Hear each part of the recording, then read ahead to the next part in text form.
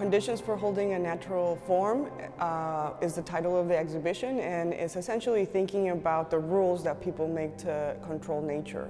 The image in the drawings in the front room are made with a dehumidifier that is collecting the moisture level of an institutional space. The image that you see is essentially a record of a specific location in a time period where the climate was controlled. And here in the back room, we have a series of drawings that are different collections that have particular similarity. The drawings in the back room are boulders that exist out in the world that have been drawn smaller, like susok shape, and they're categorized by another collection that is not necessarily regular what the association would collect.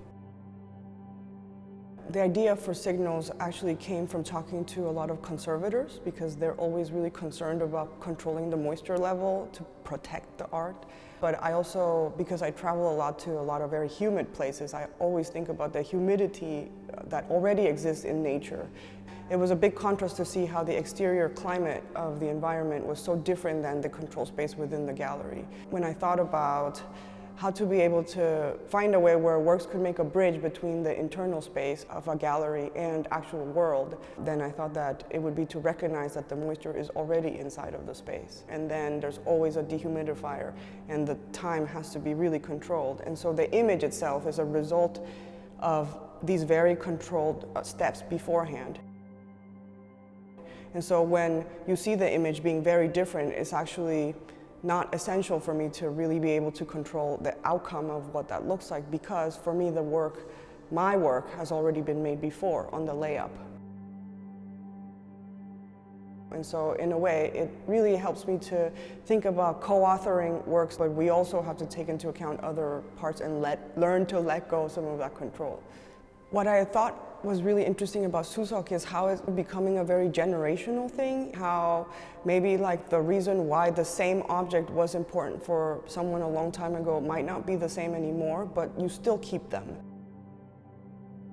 How the object goes through time and the value is actually made through the relationships of contemporary people with an object. The last people had their particular relationship with that object that is now different than the same object and a new person. And so that the value could always be readjusted depending on who is actually caring for it. From what I understand the conventional systems to be, they have particular formal reasons why the rocks are valued. So they're looking for particular lines or formation within the geological form, but I think that some of the categorization in the drawings go beyond the formal qualities into conceptual qualities, like what was this rock used for at some point.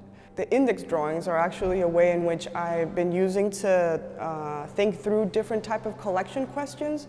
So even though they might follow a similar structure to the Chekori paintings, which were used by scholars to kind of talk about their own collections, the way that I have been using them is to, think through different aspects of institutional collections, and now with this show is more like personal collections as well.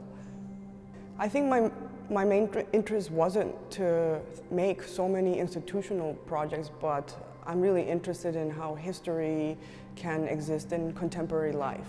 I've seen so many different ways in which past histories manifest themselves in contemporary life, which are very different than whatever it was back when it was happening. So a lot about interpretation and what people need that material or history to do for them today.